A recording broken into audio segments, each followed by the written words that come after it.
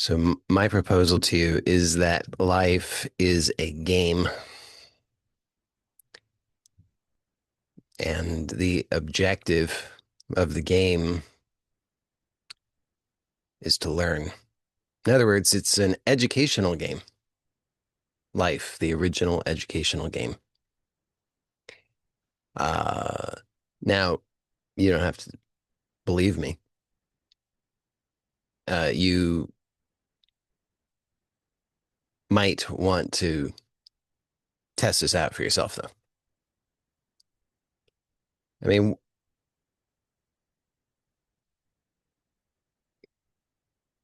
what do you, if you just notice how most people seem to be living life, they really don't seem to have any clue what they're doing. They're just doing what they do. And to the degree that that's working out well for them, then that's great. But if the way that you're living life isn't working out optimally for you, then what I'm proposing here is something that I think that if you begin to actually work with this, then you'll find that it gives you better results.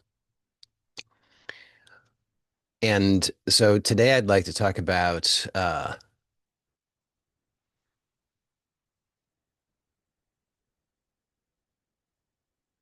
the importance of risk in playing the game of life.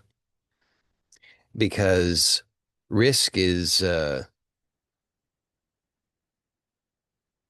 it's an important part of any game. If you're not willing to risk anything, then you're not going to gain anything. So you could go through life with, refusing to risk anything.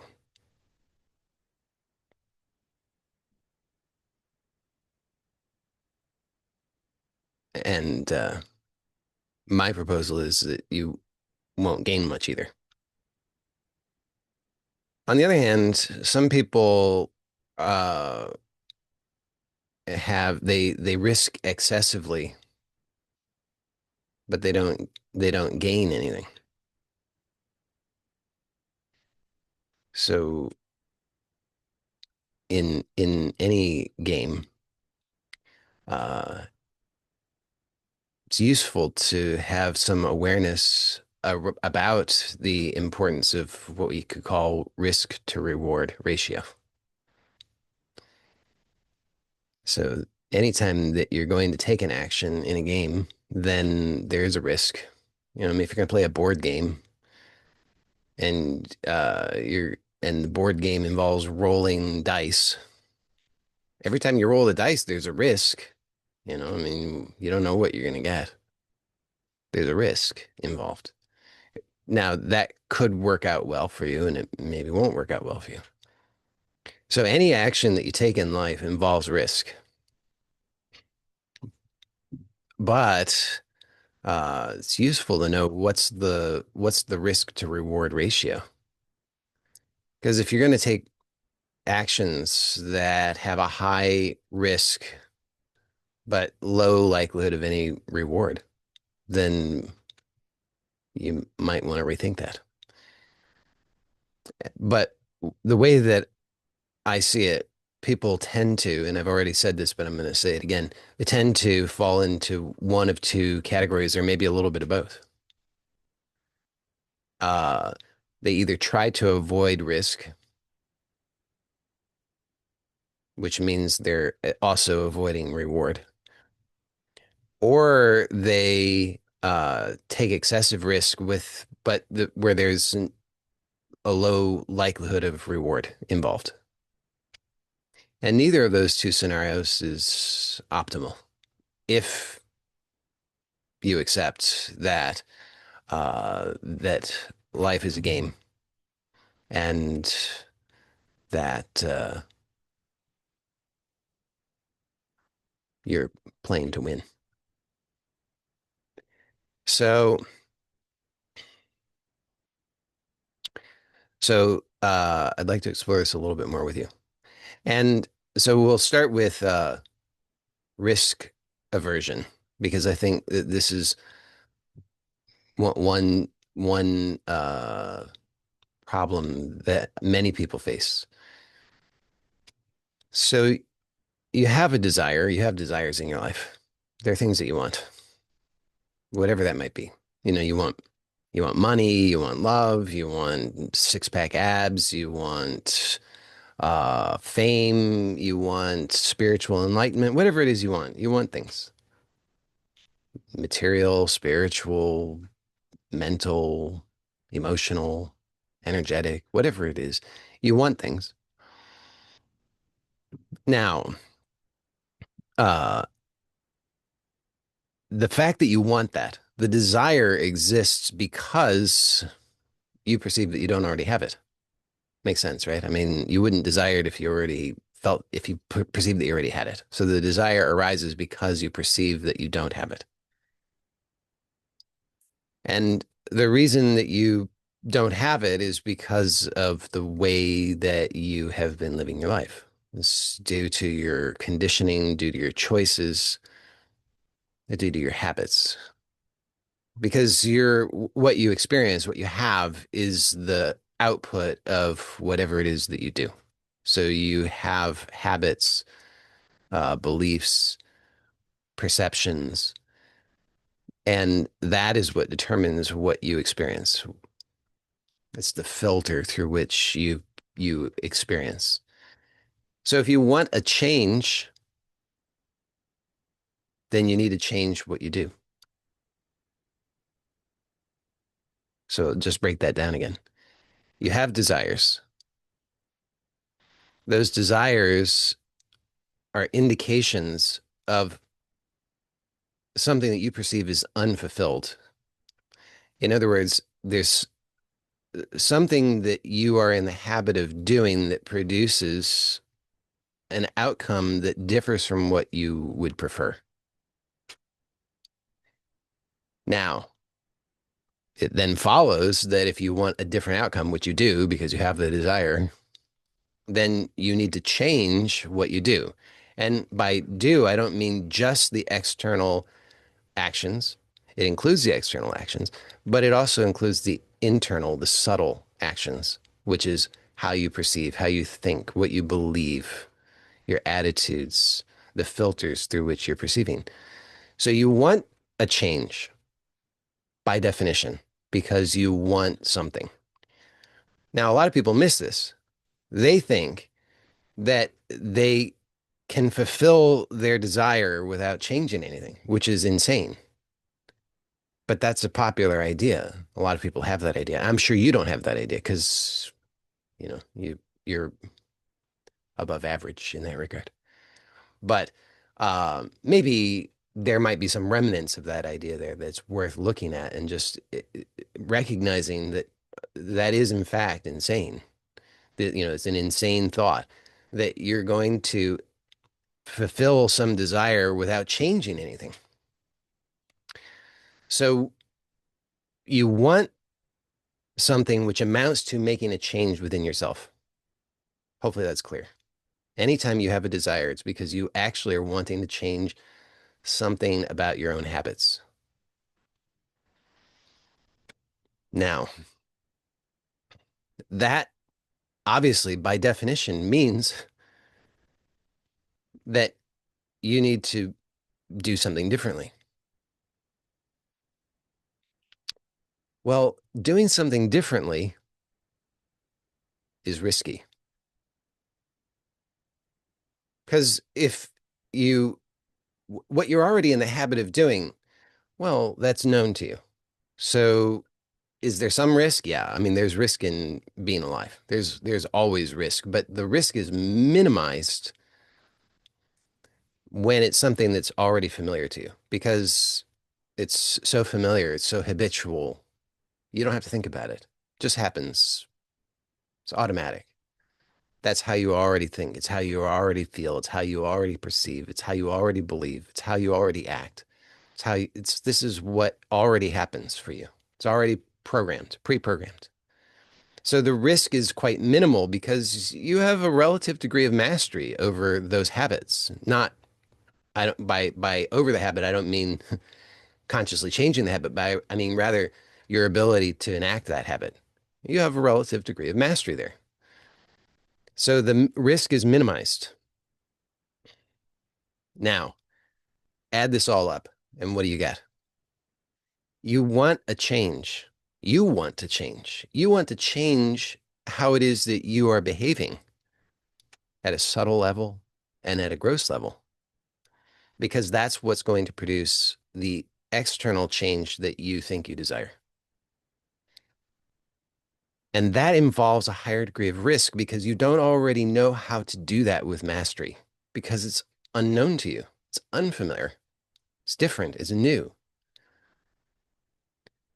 So it's like if, bef assuming that you know how to ride a bicycle, then there was a time before which you learned how to ride a bicycle. And at that time, you didn't know how to ride a bicycle. Now, is there, at this point in your life, if you know how to ride a bicycle, is there a risk involved in riding a bicycle? Yes, of course. But it's minimized by the fact that you already know how to ride a bicycle. However, before you learned to ride a bicycle, the risk was much higher because you'd never ridden a bicycle. You didn't know how to do it. You didn't have the experience. You knew that it involved sitting atop this thing that was kind of precarious and it was a far fall to the ground.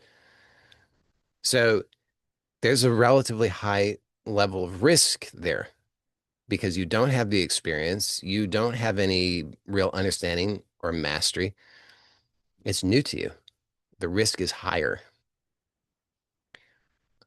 Well, when it comes to riding a bicycle, I think most people accept that there's not really a substitute for actually just learning how to ride the bicycle. You got to get on top of the bicycle, you got to risk falling.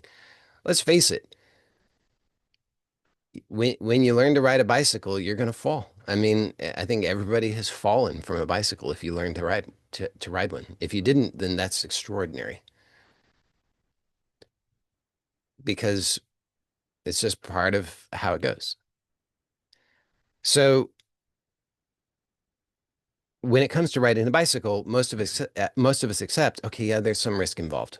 But we calculate that. We're like, well, okay. I see plenty of other people have learned to ride a bicycle. They survived. I think I'll survive. You know, I can get the knee pads and the helmet. I can use the training wheels, whatever. I can have some guardrails on so that it kind of reduces my risk. It doesn't eliminate the risk, but you can approach it in an intelligent way that kind of reduces the level of risk. But there's still risk involved. And we all kind of accept that when it comes to riding a bicycle. But then what happens as we get older? We become, typically, most people, except for the rare individuals, but most of us, in most regards, we become increasingly averse to risk.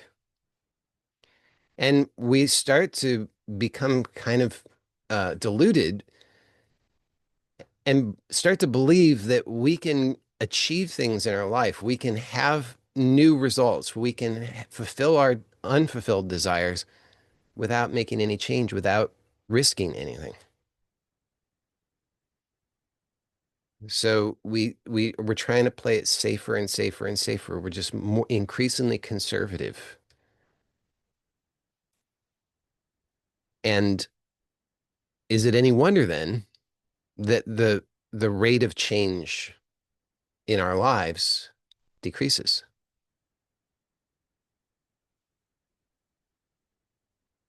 I mean, if you think about it, don't you feel stuck a lot of the time? Don't you find yourself feeling frustrated, like, how am I here again? I thought I'd finally,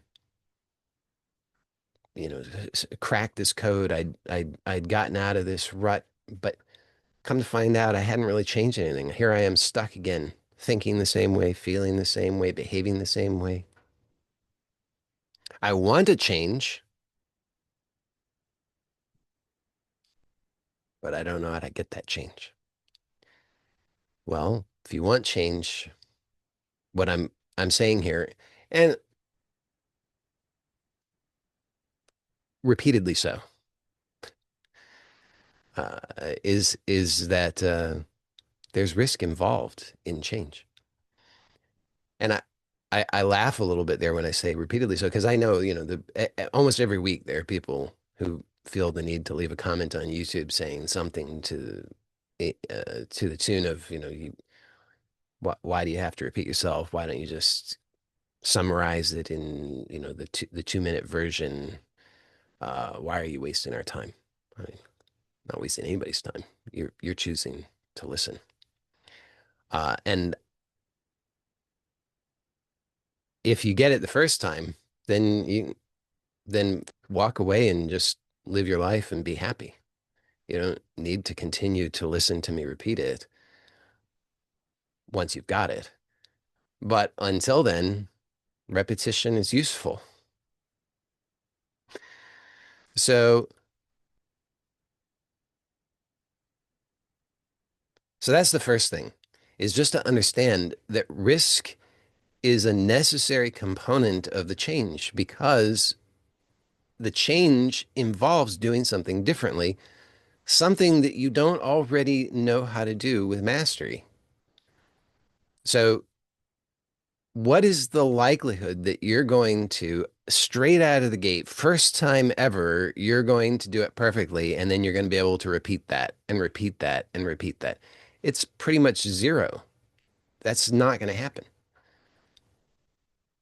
But again, most of us are so risk averse that we are easily duped when we see something on social media which proposes to us, oh, it's going to be easy.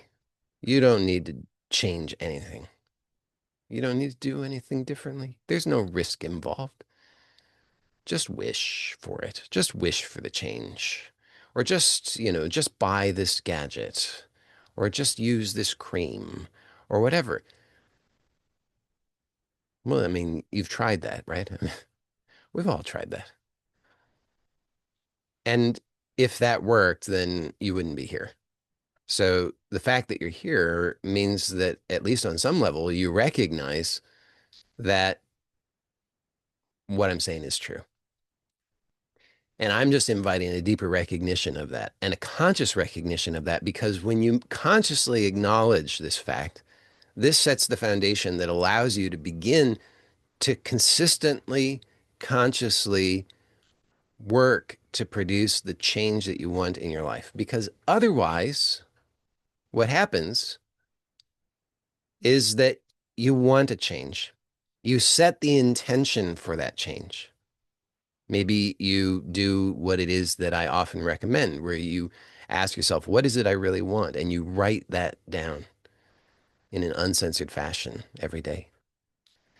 And this begins the process of the change, because just doing that, just setting the intention, just getting increasing clarity on what it is that you actually want is producing, it's initiating that change. But then you have to allow that change to continue to occur. But what happens is, as soon, for most of us, well, not for most of us, for everybody, as soon as the change begins, well, we start to sense the increased risk. And we don't like that. So we start to perceive threat. We start to feel not so great. We feel uncomfortable, ill at ease, perhaps anxious, fearful, angry, irritable, frustrated, disappointed, discouraged, depressed. All kinds of things can happen. We can start to feel like, oh my goodness, the world is against me. I'm just encountering so much bad luck. What is happening to me?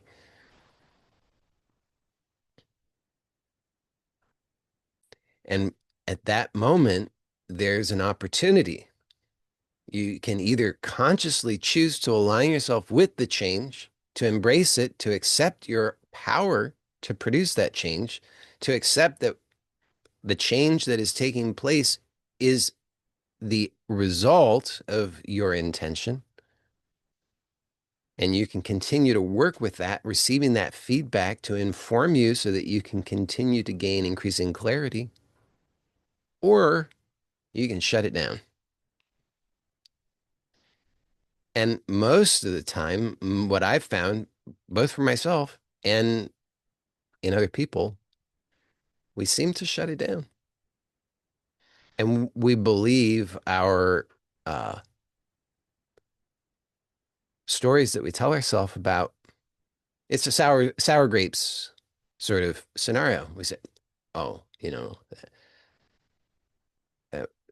that that wasn't that was yeah." I'm so glad that I just averted that danger. But then we go right back into, I want the change. How do I produce the change? So this is how we keep ourselves stuck. So hopefully that part is relatively clear. Simple idea, but I I elaborated on it a bit just so that hopefully you can have clarity about that. So just to summarize for people who like the summary, uh, that the first thing here is that uh, we for those of us who are and in the ways and at times when we find ourselves averse to risk, the scenario is this: we want change. That change requires that we change something within ourselves. And that necessitates some degree of risk because we have to learn something different. Since you don't already know, then there's risk involved. And as soon as you initiate that process through your intention, just the intention for the change, when you start to have some degree of clarity about what it is that you want, that initiates that process of change. And you'll start to experience that change, but your nervous system is highly likely to interpret that change as a threat. And for many of us, what happens is we shut it down. We don't realize that what we're experiencing is a is the process of change that we want. We don't understand it that way. Instead, we interpret this as, oh, this is too risky. This is dangerous. This is threatening. This is bad. This is not what I want. This is the opposite of what I want.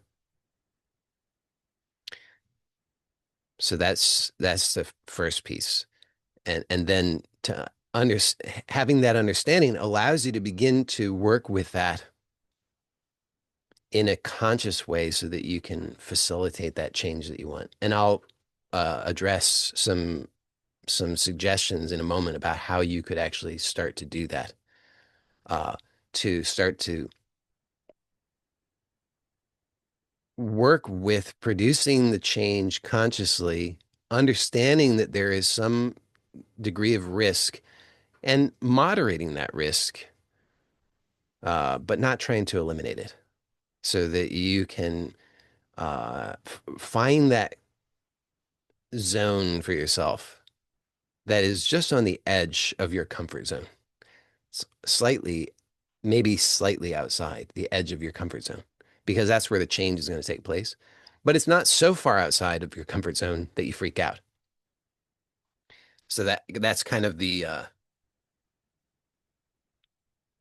that's kind of the aim here, is to find that sweet spot where you're outside of your comfort zone, but not so far outside that you freak out.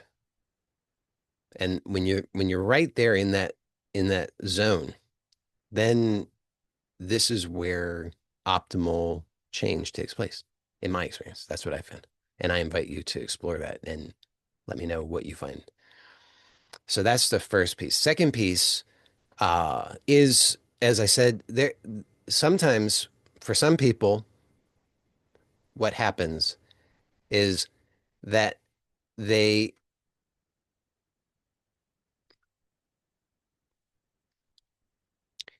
uh, they have a so one way of relating to risk is to try to avoid it. I've addressed that already. Another strategy that some people have, or another relationship that some people have sometimes with risk, and these are not mutually exclusive relationships with risk. We we all probably exhibit both of these at different times and in different circumstances. But another type of relationship with risk is uh, excessive risk of a certain kind, or we have difficulty uh, cutting our losses. And so we get enmeshed and entangled in risky things that have a very low risk to reward ratio. So just as a reminder, my proposal is that life is a game. It's a game really about acquiring self-knowledge. It's about learning about yourself, learning who you are and what your powers are. And there's a risk involved in that. Ultimately, the risk is, I mean, kind of the joke is that ultimately the risk is there is no real risk, but it seems like there's a risk. Okay.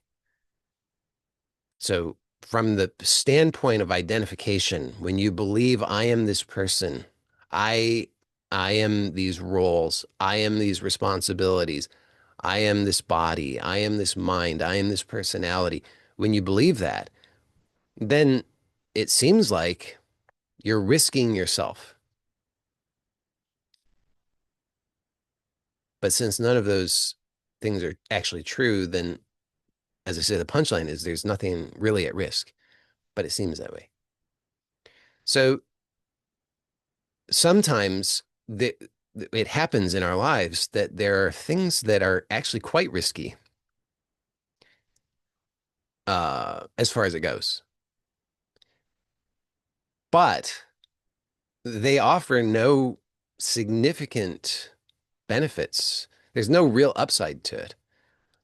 And these seem to be the situations in which we tend to get most entangled. We tend to avoid the risks that would actually be most likely to result in real growth. And we tend to cling to and go down with the sinking ship with the risks that offer no real upside whatsoever. So we will risk in our relationships, we will risk uh, we'll stay in dysfunctional, abusive relationships that offer no real upside. We'll stay in uh we'll we'll we'll we'll stay uh uh in dysfunctional, self-destructive habits of behavior that offer no real upside. We'll uh we will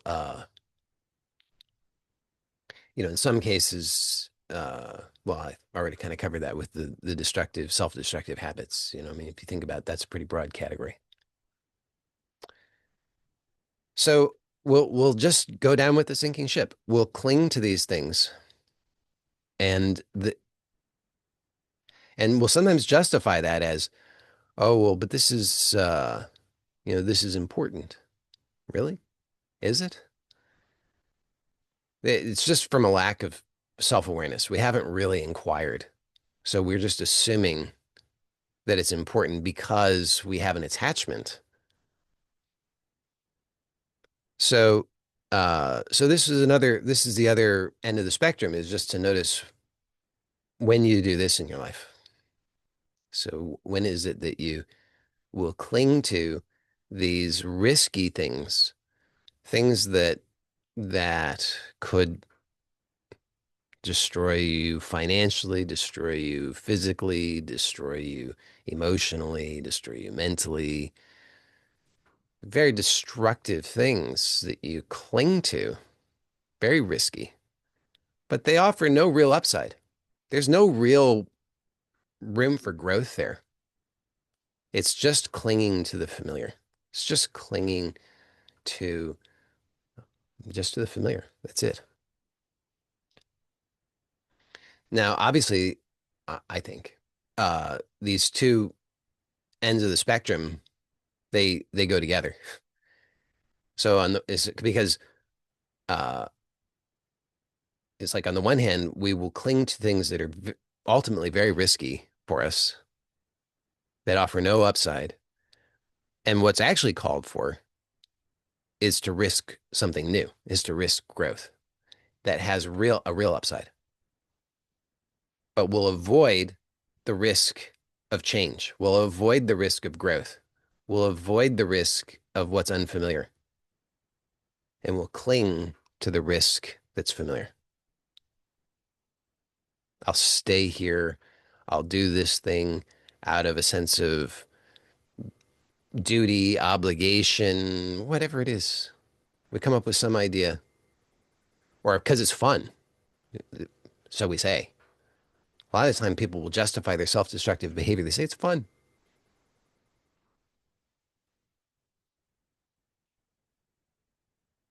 or it's important. They need me.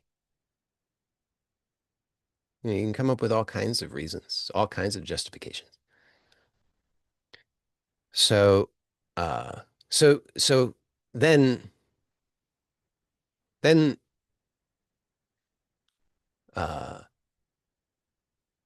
what could we do differently? What would offer a possibility of a new way?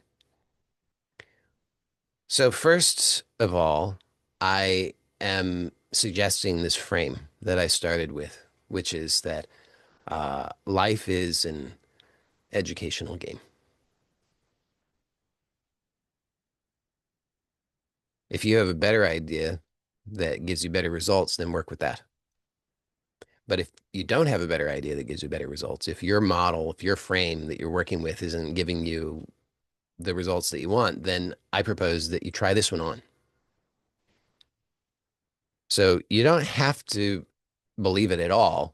And certainly I wouldn't encourage you or ask or recommend that you believe it um, as a starting point, but rather just as I said, if the frame that you've been viewing life from is not giving you optimal results, then just try this one on, just with curiosity, just as a frame. Because if you think about, uh, I mean, in a sense, life is so uh, unlimited, so boundless that if you want to, uh, it almost demands that you choose some frame from through which you're going to view it. If you refuse to do that, then you might find that that's challenging for you, um, and and you'll probably just fall back on whatever frame is familiar to you. But usually that frame is not one that you've chosen consciously. It's not one that you've really evaluated with any degree of consciousness. It's just whatever you inherited. And as I say, if it's not working well for you or if it's not giving you optimal results, then it's definitely worth examining and exploring. Uh, might there be another frame that could give you better results? So here I'm proposing a frame that life is a game. It's an educational game, and the objective is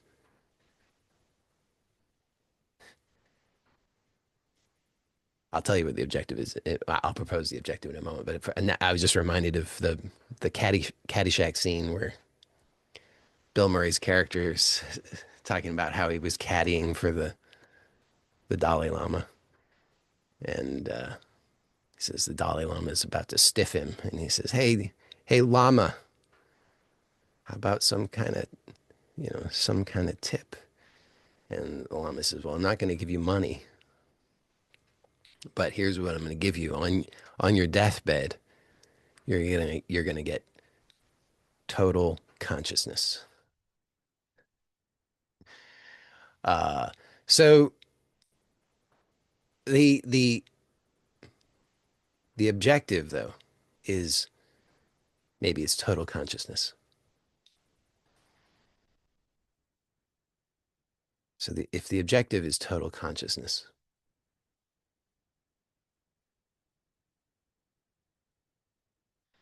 uh, the the but let's say awareness of yourself, to be self-conscious, to know who you are, to know what your powers are. And so if you accept that as a starting point, as a frame, just maybe just out of curiosity, just to try it out and see how is that for you. You could use that as your starting point. And so now you set your sights on, well, if my objective is to be aware of myself, to know who I am, to know my powers, then uh, let me how can I meet whatever's happening now best in order to arrive at that objective?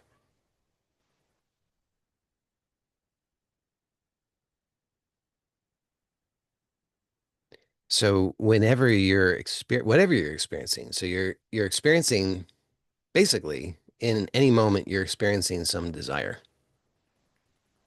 There's always desire is the driving force. Always what's happening. There's an impulse of desire. It's a driving force. A lot of the time we understand that as a desire to avoid something, a desire to get away from something. Sometimes we understand that as a desire for something, a desire toward something. So it's either an away from or a toward orientation, but in either case, it's a desire. There's a desire. The desire is what prompts movement. If if there's total consciousness, just pure consciousness, total complete fulfillment, then there's no impulse to move for any movement because why would there be? There's no sense of lack, there's no sense of problem, there's no sense of fear, there's no sense of need of any kind. There's just total completion, fulfillment, bliss. So there's an impulse of desire in any moment. So in this moment, you can notice that there's some impulse of desire. So there's some sense of wanting something, some change. Now, on the surface, you might have an idea about that. You might think, oh, what I want is to be rid of this problem or this pain or this threat, or I want to have this thing that I think I don't yet have. So it's either away from or toward. On the surface, you think it's about something to the degree that you have any thought about that, right? So you might think, I want to get away from this situation that I don't like. Or you might think, I want to get toward this situation that I do like. I want to get away from poverty. I want to get toward wealth. I want to get away from loneliness. I want to get toward love. I want to get away from sickness. I want to get toward health and wellness. So, however you orient, it's there's some desire, and you can just notice that. And then again, as I said, you can notice on the surface, there's some idea, some vague idea, uh, some story about it, and that's fine. For just a moment, though, let's just put that to the side, and then the the put the surface story to the side, and notice just beneath that what's here. So notice what's the actual experience of the desire. So there's the story of the desire, and then underneath that is the actual direct experience of the desire. So just notice the actual direct experience of the desire. And notice that the direct experience of the desire is something that is happening immediately and intimately within you. You experience it right here, right now. It's not at a distance, it's not in the future, it's right here. So it's something that's taking place within you.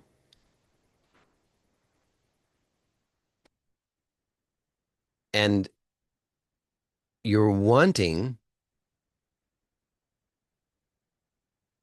there's a this impulse to allow for some kind of shift or movement in that. It's sort of like an itch, right? If you ever have an itch, then you want, what you want is the resolution of that. But the resolution of it is inherent in the itch itself. The itch itself suggests its own resolution. So this impulse within you, this desire that's here within you, already contains or suggests its own resolution. So there's the desire is a movement from its current state to its resolved state.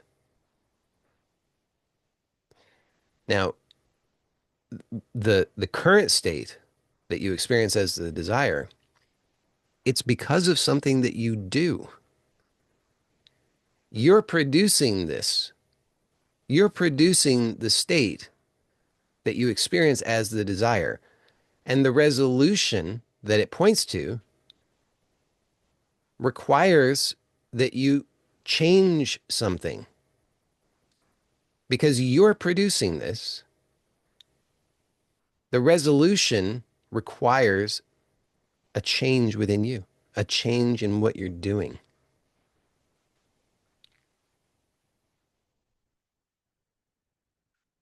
Now, have had your you ever had your foot fall asleep?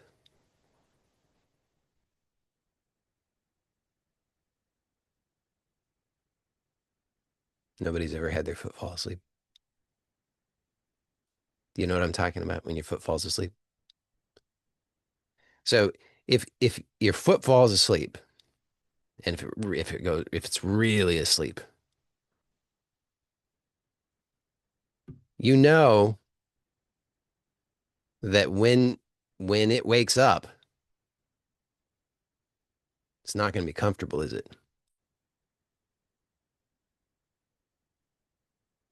But on the other hand, you want it to wake up.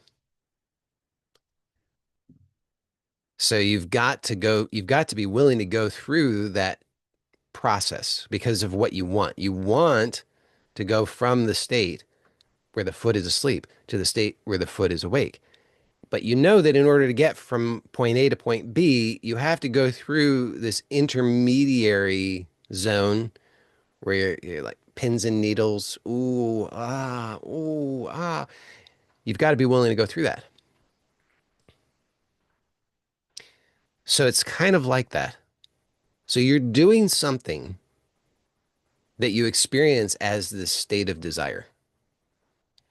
It suggests its own resolution, which is what it's pointing to. You want the resolution of this. In order to get from the state of desire to the state of resolution, you have to be willing to go through this intermediary zone of change.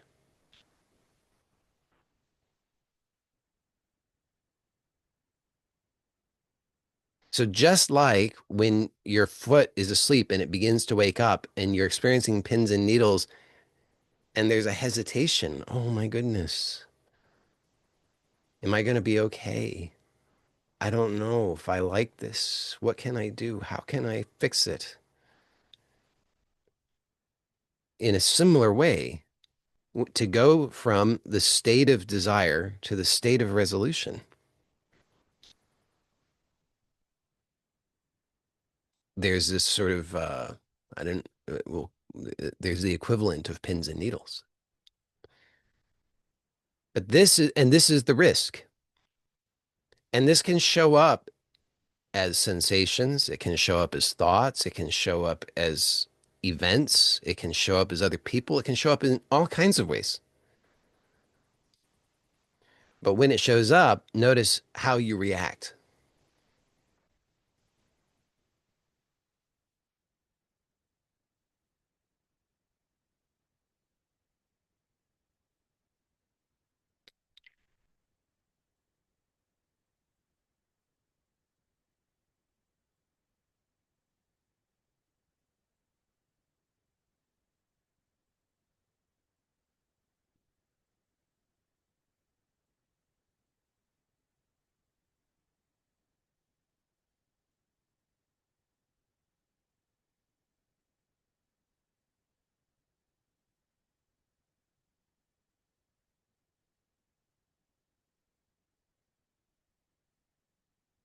It's like you're stranded on an island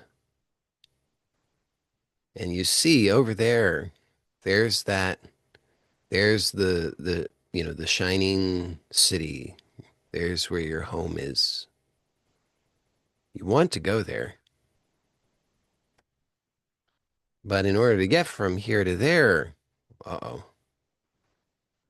you gotta, you gotta go through first you gotta go across the ocean where there's sea monsters. And once you get across the ocean, then you gotta go through the swamp, all kinds of dangerous creatures in the swamp. And once you get through the swamp, then you got to go over the mountain. Once you get over the mountain, you got to go through the forest. So there's a the this process, this journey involved from desire to resolution. But what happens is, for many of us, we say, "Oh, no, no, no, no. That seems like too much. I'll just stay here on the island." Or, say, "I'm going to do it this time." And you get out you put the boat out in the ocean, you set sail, but then the monster rears its head and you say, you turn around and run back to the island. So, I'm not going to make that mistake again.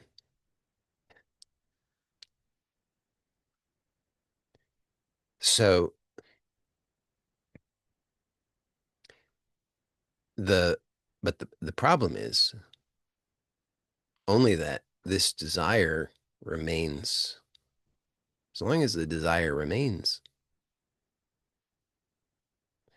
then you just it's sort of like Groundhog Day. You just keep repeating the same thing over and over and over and over and over and over and over and over and over and over and over and over and over and over.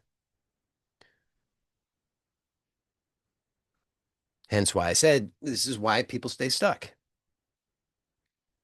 But then on the flip side, then they to extend this metaphor even further, then on this island there happen to be, there's some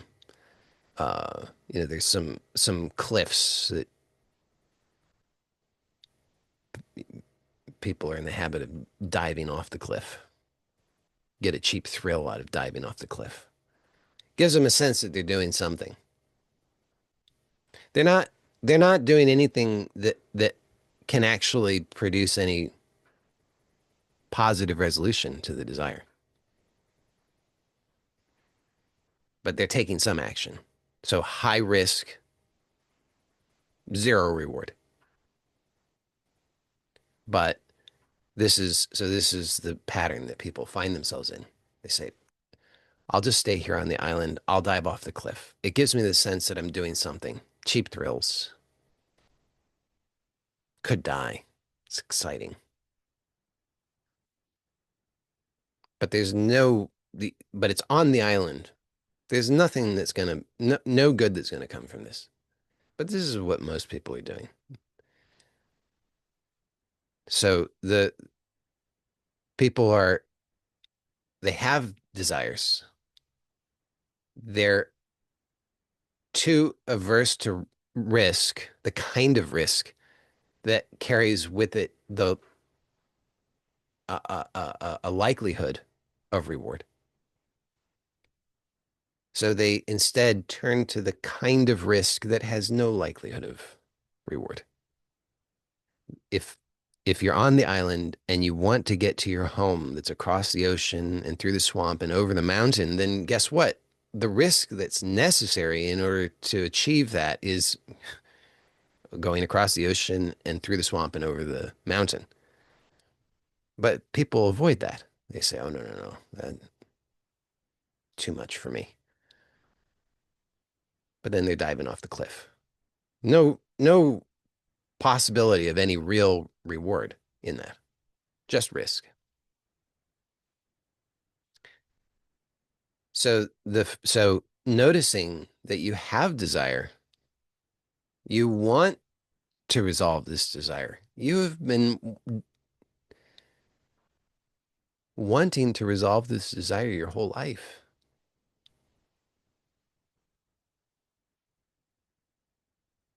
So that would be step one. Step two would be to acknowledge, well, what is what is the correct direction to resolve this desire? What are the necessary risks? It's sort of like if I'm gonna ride the bicycle, then there are some necessary risks. I'm risking falling from the bicycle. That's a necessary risk because if you want to ride the bicycle, there's no way to ride a bicycle that wouldn't where you wouldn't possibly fall. I mean, unless it's we could construct something, but it wouldn't be the same as actually riding the bicycle then. So then, but imagine somebody says, "Well, I want to ride a bicycle," so that's the desire. So there's a direction to that. It's pretty clear. It involves getting on the bicycle, pedaling. But they say, "Oh, no, no, I don't feel comfortable with that." So instead, what they're going to do is they're going to go to the casino and gamble all their money away. There's a lot of risk involved in going to the casino and gambling all the money away, but it's in the wrong direction. It's like being on the island diving off the cliff. What's that going to do for you? Nothing. Because there's a failure to recognize what do you want, what's the direction of that, what's the necessary risk involved in that, and staying true to that. But instead, people distract themselves by engaging in the risk that carries no possibility of any meaningful reward.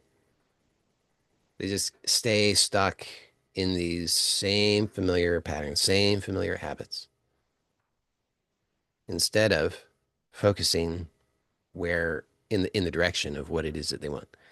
So step one, what is it you want? Acknowledge that you have desire and that anything else that you do is a waste of your time.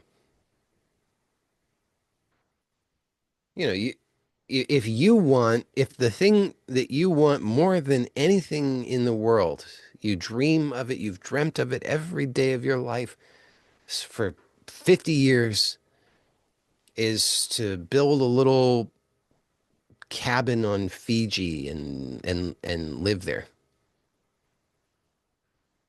But you're doing anything and everything other than that. You got to start telling the truth about it because everything else that you're doing, it can't possibly fulfill what it is that you're wanting. So you have to know what do you want, and then you have to be willing to acknowledge that there are necessary risks involved in that. in the fulfillment and resolution of that desire. And those are the risks that you have to be willing to allow in order to receive the rewards that come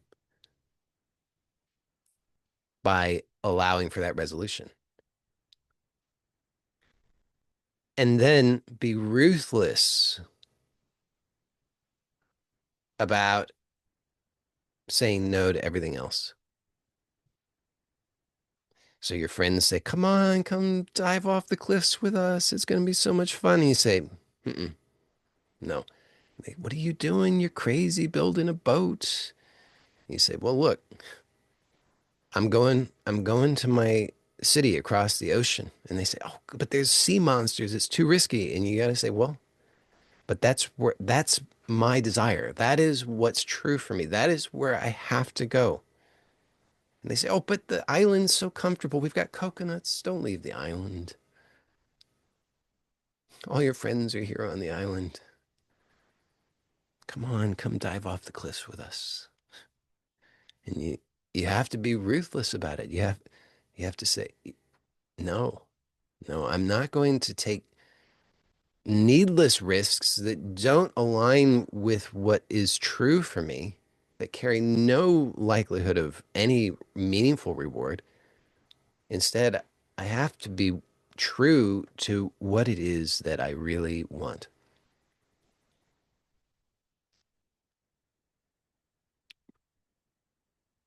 So this is I guess not a big surprise that this kind of then connects in with some of the things that I talk about pretty much every week, more or less. So, very practical tools that you can use to help yourself with this. Number one is to take a little bit of time consistently, ideally every day, and inquire, what do I really want?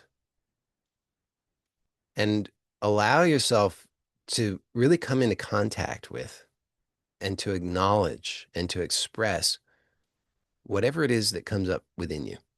You don't have to believe it. You don't have to act on it. There's no obligation, but just allow yourself to come into contact with that and express it by writing it down. You don't have to agree with it, but at least allow yourself to express it by writing it down. So just ask yourself, what do I really want? And whatever comes up, write it down. Don't censor. If you censor, you're that's uh that's how you attempt to avoid the risk. It's how you attempt to avoid the risk involved in fulfilling your desires. Because the censorship is the result of all of the conditional programming of society. Society has taught you, be a good boy, be a good girl, be a producer, be a consumer, be a good husband, a good mother, a good wife, a good child, a good sibling, a good neighbor, do the right thing, be sensible, do this, do that, whatever. And that ends up you've internalized it so much that consciously you don't even acknowledge the impulses that are happening within you that are that are what are true for you, because you're trying to fit in, you're trying to conform, you're trying to avoid conflict with others, you're trying to avoid getting their disapproval or whatever. And the big problem with that is that it hurts you, because you're here in this life for yourself, to know yourself, not to fit in.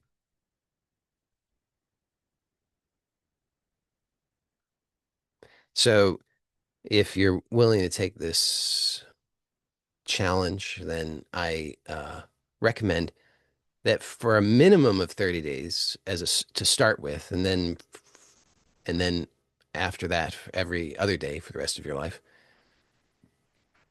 take a few minutes at least and ask yourself, what do I really want? And just write whatever comes up without censorship. Again, you don't have to agree with it. It doesn't have to make sense to you. It doesn't have to be good grammar, whatever.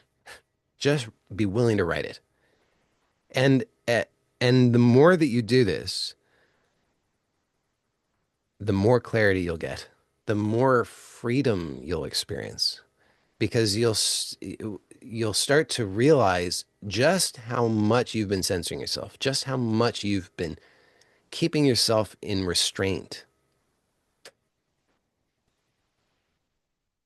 But it was happening unconsciously.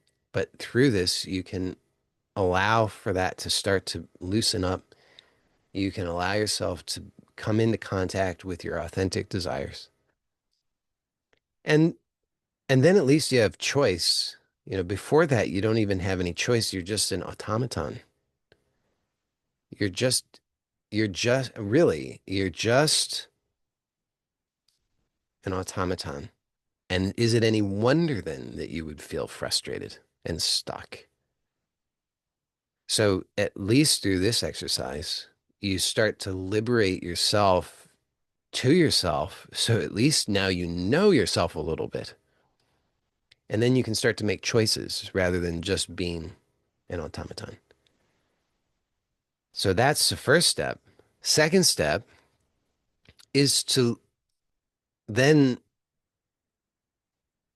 help yourself to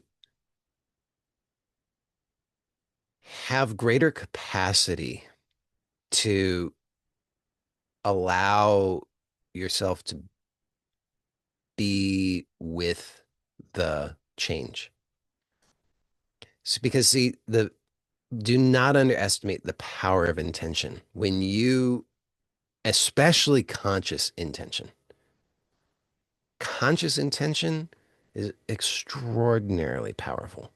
Any intention is powerful, but conscious intention is, I don't even know how much more powerful. It's at least 10 times as powerful as unconscious intention. So when you start to make that intention conscious, watch out because this change starts to take place. But as I said from the beginning, then as that change starts to take place through that conscious intention, you just having clarity, this is what I want, initiates that change. But as that change is taking place, you start to feel some things, experience some things that your nervous system starts to say, whoa, hold on. What is going on here? I don't like this. This feels bad, threatening, dangerous, scary. And this is where it triggers this aversion to risk. People start to say, "What are you doing?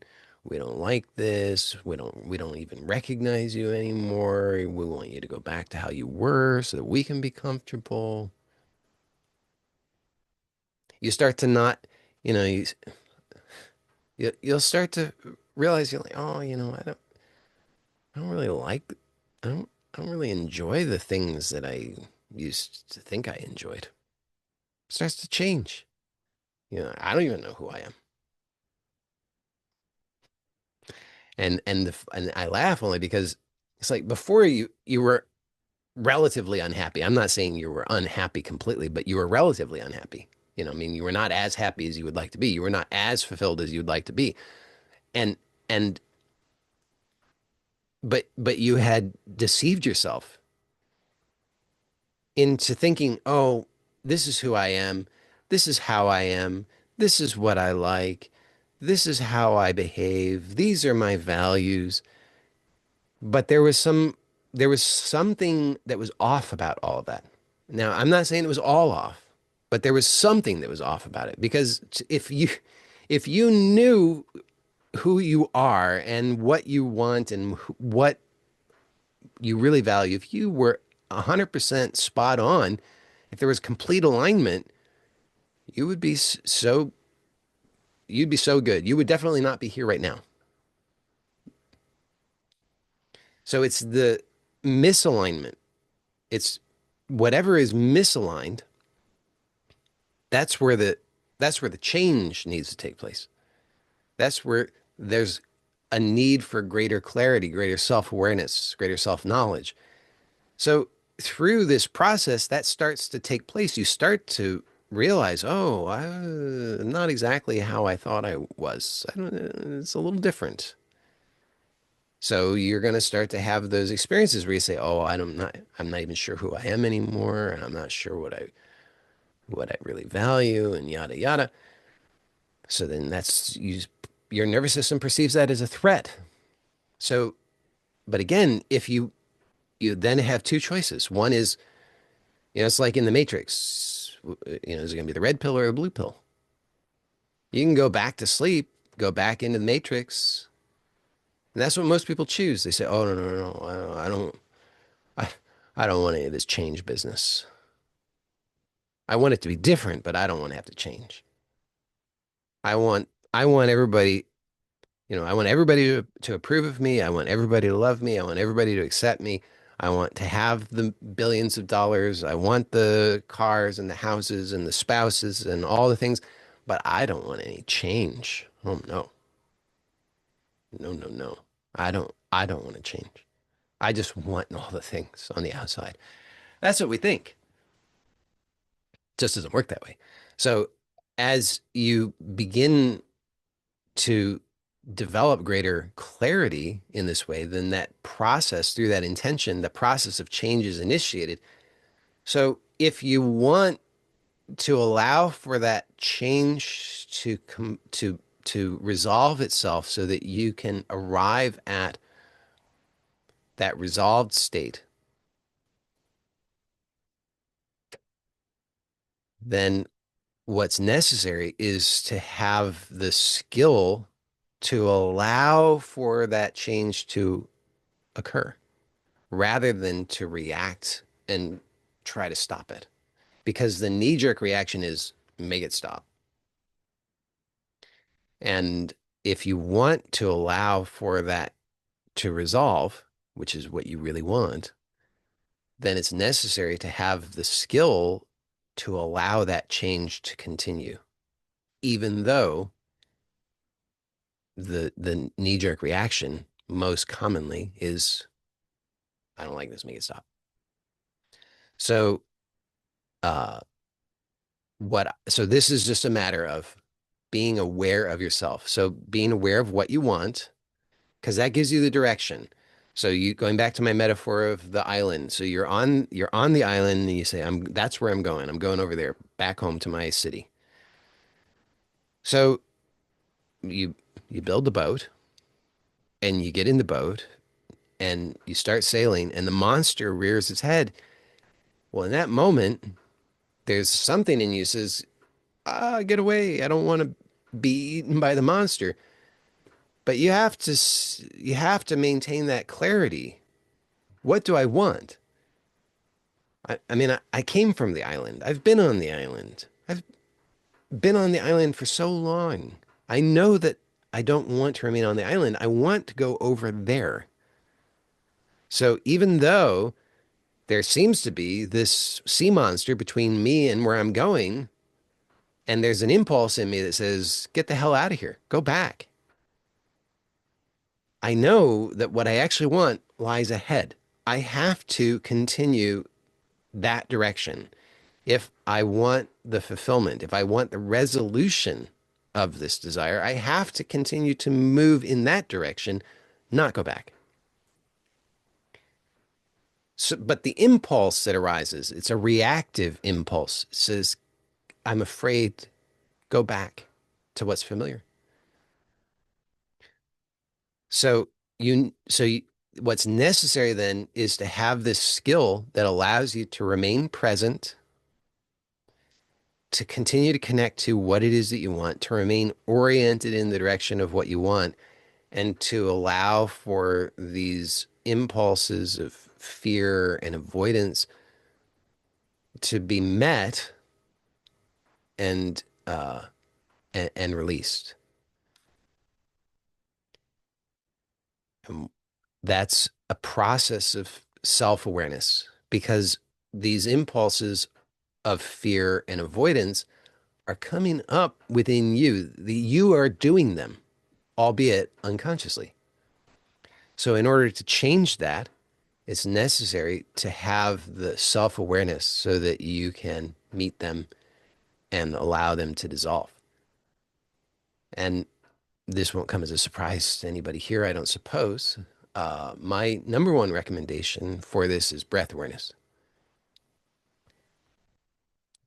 It's not the only thing, but it's one thing that can be very helpful and it's very powerful and it's so accessible to everybody because everybody breathes. And the thing about breathing is that it happens automatically. It's given to you. You don't have to breathe. Breathing happens. However, you do have the ability to intervene in the breath, consciously or unconsciously. And that intervention is happening all the time, more or less. So you're going through your life, something, you encounter something, somebody looks at you, you hear a sound, you see something, whatever, and you're, you largely unconsciously react to that. And that is expressed through you intervening in the natural breath. So the natural breath is occurring. Something happens and you react to that and it inserts itself into the breath. You hold the breath, you tense up, you force the breath, something happens. A lot of this is very subtle. And that is what you then, that culminates in these experiences of, I'm afraid, I want to turn back, I need to avoid this. So if you want to develop the skill of being able to remain present and allowing and meeting what's happening so that you can release those habits that would have would send you back into the old familiar unhelpful things, then breath awareness is really powerful because as you're just aware of your breathing, you can start to notice, oh yeah, there's this impulse to tense up. There's this impulse to force. There's this impulse to stop short. There's an impulse to go beyond. And just by being aware of that, then this introduces a choice. And you can begin to explore that choice. And the choice is either indulge this impulse to control or soften that and allow the natural breath to continue. And this is not something that uh, it's very subtle and it's not something that you're going to master in a day or a week or a month or a year. It's just an invitation to be present and to continue to learn about yourself. And as you do, what happens is that those old habits, the fearful reactive habits, the limiting habits, the things that would just have you go back to what's familiar and avoid the necessary risks, start to soften and release. And you find yourself having greater and greater capacity for meeting whatever arises. So I highly recommend these two practices to anybody who wants to experience greater fulfillment in life.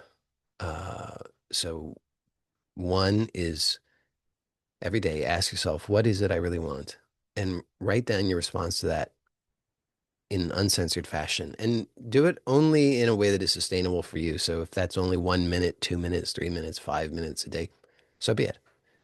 Don't try to push yourself to do more than is sustainable for you. Because if it's not sustainable, guess what? By definition, you're not going to keep doing it. And this is, it's not a, you don't get the results because you push yourself to do this for an hour or 2 hours or 3 hours or 4 hours one time. You get the results by showing up consistently. So if you did this even just for 1 minute every day, then over time you will see very significant positive shifts in your life. Whereas if you push yourself to do it, if to write uncensored for an hour today, but then you're like, oh, I'm not going to do that again, then you'll see very minimal changes. So consistency is what will give the results, and sustainable approach is necessary for consistency. So, most of us have been conditioned by society to use excessive willpower, to be violent towards ourselves, even though we don't recognize that that's the case. So just be aware of that and just notice as soon as you encounter uh, within yourself a sense of this is too much for me, or I really don't want to do this, or this is unpleasant for me, then you stop there and then just show up again tomorrow, because your capacity for this will grow uh, in alignment with what's needed for you. And also don't make the mistake of thinking more is always better, because it's not always true. I mean, you're probably not here just to write in a journal all day. I mean, you probably have other things that you want to do with your life. So there's no particular virtue in writing in a journal for 5 hours a day or something like that. It's just a tool that you can use to help yourself.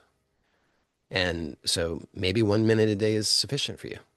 Maybe 5 minutes, maybe 10 minutes. I don't know. Uh, but that's the first thing. And the second thing is to practice breath awareness every day.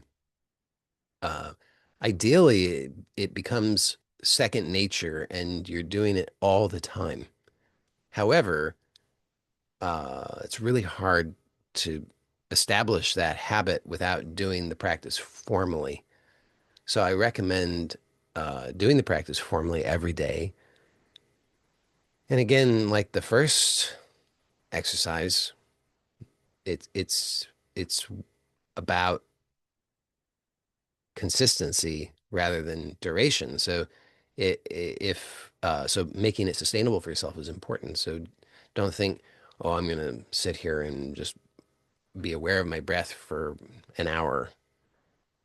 I mean, if you find that really enjoyable, which you might, great, have at it. But if it's just this sort of strenuous thing, yeah, don't do that to yourself. Let it be enjoyable. And if it's not quite enjoyable just yet, at least let it be not unpleasant and no longer than is going to be sustainable for you. So just notice, how sometimes some people start with like 30 seconds. I've had people who've uh, told me, they tried to start with 10 minutes and that wasn't, they couldn't do that. And then I said, well, reduce it. And they reduced it to 5 minutes. They couldn't do that. And I said, well, reduce it. And they reduced it to 2 minutes and they couldn't do it. I said, well, reduce it. And sometimes people will start with 30 seconds. and and that's fine. Whatever. You got to start where you are. You can't start somewhere else. So, these there's so much richness in these things. You really can't understand it until you start to work with them, because this this gives you everything that you really need, honestly. When you work with these things consistently with the right attitude, because they teach you about self-acceptance. They teach you about self-awareness. They teach you about self-love. They teach you about these things.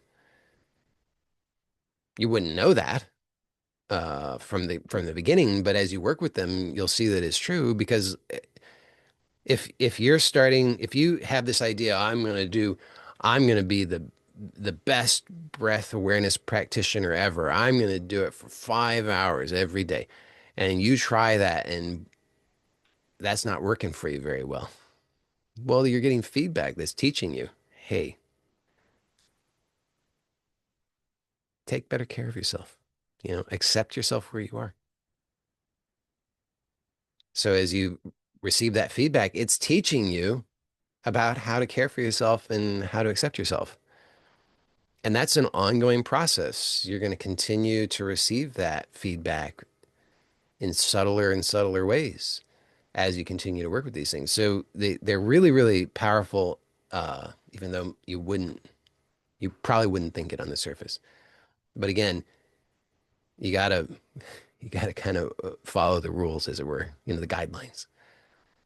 It's got to be sustainable and consistent. If you do that, you'll see really good results with that. Of course, then these are kind of like these are the training wheels in a sense, because like I said, the ideally this evolves into something that is just kind of a constant in your life, where you're just aware of yourself, you're aware of the desires, you're acknowledging the desires, you're aware of the impulses to avoid or to contract or to react, and so you're aware of the breath, and you're just allowing, meeting everything that happens, allowing, welcoming. So ideally it evolves into that. uh, but that's a process. It doesn't happen overnight. But as that happens, as you experience more and more of that in your life, then of course that's necessary.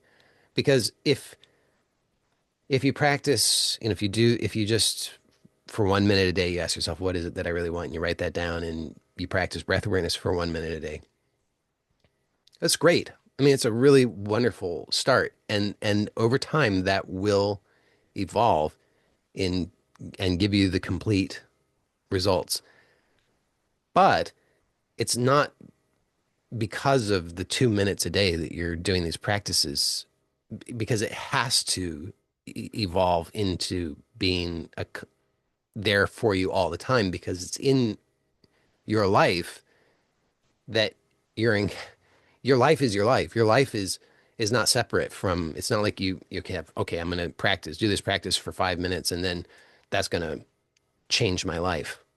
It's not exactly like that.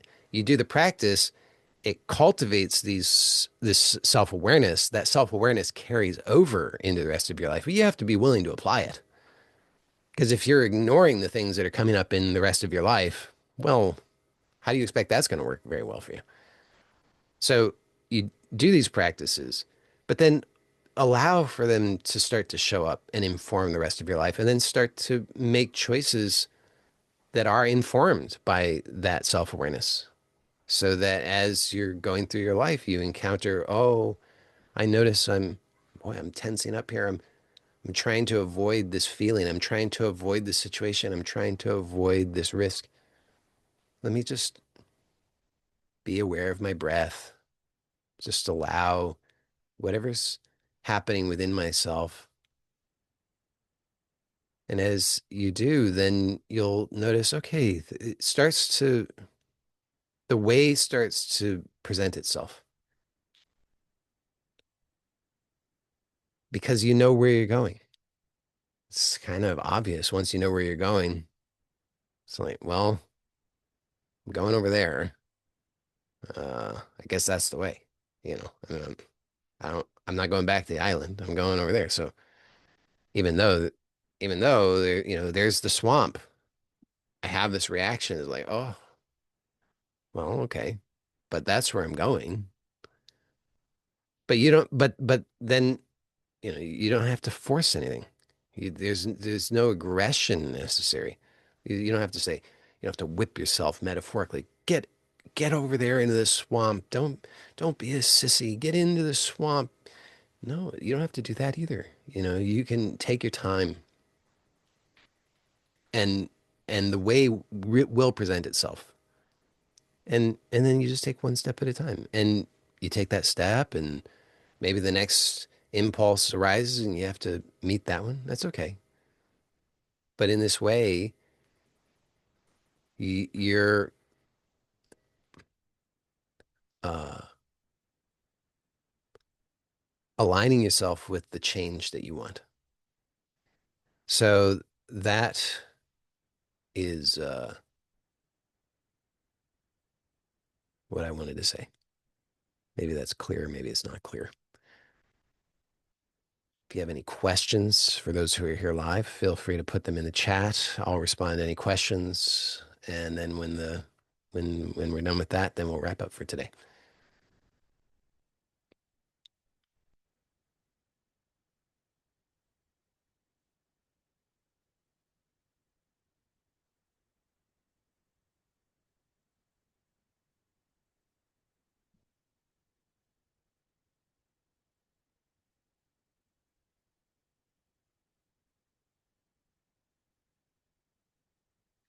Somebody asked, so when we get thoughts about what we don't want, do we apply the ask framework so we stop giving attention to what we don't want?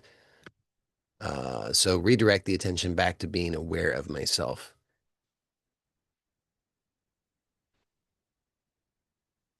Well, you, so if you get thoughts about what you don't want, uh, you could, I mean, the simple answer to your question would be yes.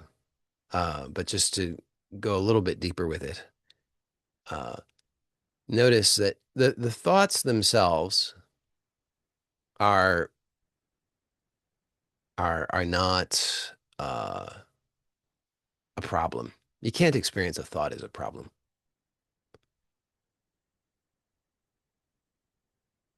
So it's not the thought, but you notice that you have a reaction to the thought. And that reaction, which you could say is a sensation, which is a or we could say a feeling, which is something you're doing within yourself. So you're reacting. That is what you experience as the problem. That's what then would, if you were unconscious completely, then you would just react to that and you would try to avoid what you think is whatever triggered that in the first place. So the ask framework is uh, predicated on noticing that that's what's happening. So you notice, okay, I'm having these thoughts and I'm reacting internally. I'm experiencing these feelings. I'm causing these feelings within myself, which are fundamentally fear-based. So I'm probably unconsciously, maybe to some degree, consciously perceiving that there's some threat. So that's the entry point for the ask framework. Then you proceed to notice, okay, is there actually any danger that's clear and present that I can actually perceive? Not something I can imagine or think about or speculate about or fantasize about, but something that I can actually see that is a real threat. And if not, which there won't be, then proceed to uh, use something like breath awareness to be aware of yourself and to allow yourself to remain aware of yourself so that you can invite this meeting of whatever it is that's arising. Because whatever it is that's arising, it's just your own conditioning, it's your own reactivity that you learned that presumably some of that served you to a certain degree in the past when you didn't know that you had other options, but now you do have other options. And so you don't want to continue to allow that old programming to just control you. So by staying with what's happening internally and allowing it and meeting it instead of indulging it, then this awareness of yourself allows for that to start to release.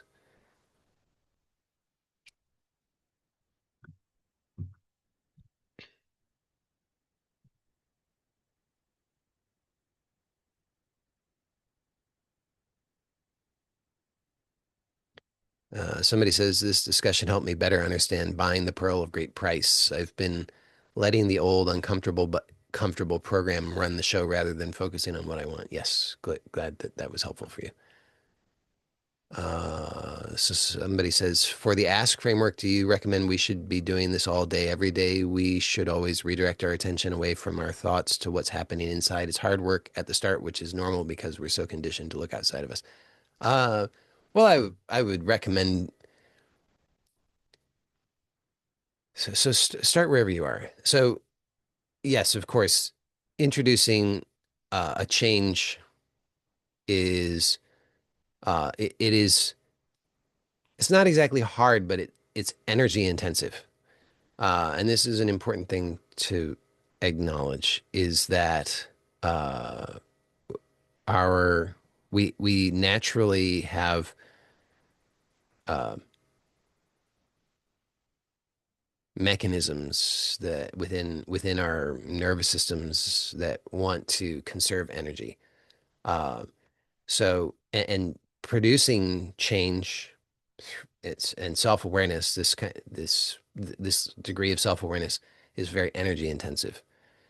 So uh, so there's going to be some pushback on that you're going to encounter just because of those mechanisms that are trying to conserve energy. So at first, I mean, in general, I don't recommend ever pushing for anything, but just inviting possibilities. So being gentle about it. And if you feel fatigued and you're just noticing, you know what, I'd like to invite more change right now, but I'm just actually feeling really fatigued. Uh, then just accept that. So I wouldn't suggest that you try to uh, apply the framework all day, every day beyond what your capacity is presently. But it will happen, or it can happen. Your capacity will grow, and uh, it will actually happen that you'll find that it's much easier to apply the ask framework than it is not to. But that's just going to take however long it's going to take. So be gentle with that. As long as you're consistent, that's the thing. So consistency and gentleness.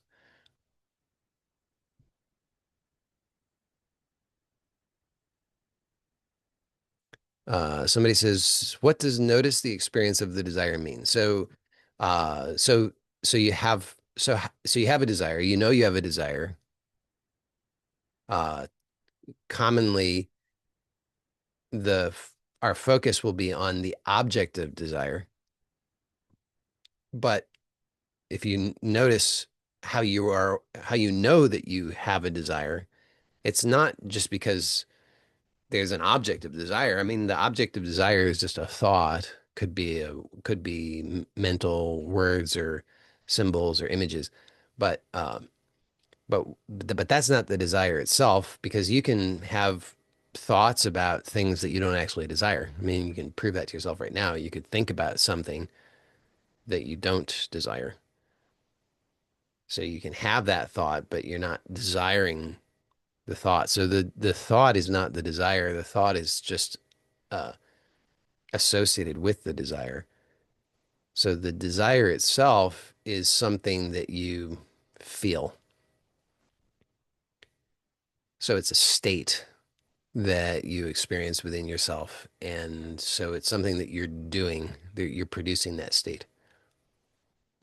So you can just, when I say notice the experience of the desire, I mean notice the state, notice the sensations, the feeling.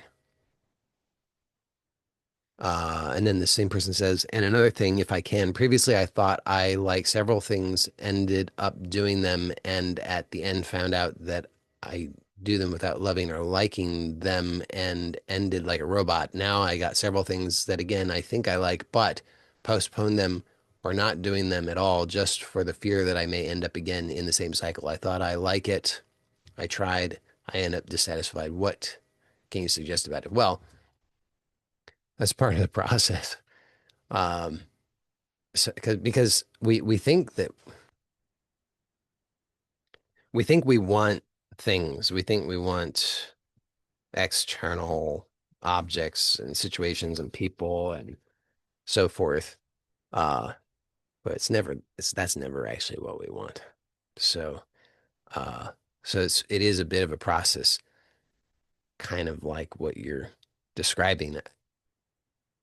That, so uh I would say don't be afraid of that because as long as because if you have so you have something you have this desire as long as the desire is there then you're going to continue to experience this. It's like I said, it's like the itch. As long as the itch is there, then you're going to have this impulse to want to resolve that itch. So you have the desire, there's an impulse to satisfy whatever this is. So you have to be willing to examine it, to inquire into it. Now you can do this as much of this as you can do in your imagination, uh, and resolve it there, the better. I mean, just because it's more efficient. So if you can satisfy the desire in your imagination, if you can get real honest clarity and resolution about something and like, okay, I'm done with that. I I no longer have that desire. That's great. Um, but a lot of the things, some of the things, it's more efficient just to take the outer steps necessary in order to explore those things. So, and it will happen that you're going to do whatever you're going to do on the outside, um, thinking that that's aligned with that desire. And then at some point, it will be resolved, and then you'll no longer, I mean, the nature of a, having a desire resolved is that you no longer have the desire. So, I mean, what you're describing is a positive thing. You had a desire, you resolved that. You had a desire, it was you had thoughts about that were associated with that desire that said, "Oh, if I did these things, then that would satisfy the desire." Maybe it worked. But if you think that the outcome should be, "Oh, forever and ever, I'll continue to have this itch if I just keep scratching at it," that's probably not the right way to think about it. So you have a desire, you resolve the desire, then the desire you don't experience that desire anymore. That's positive. Um,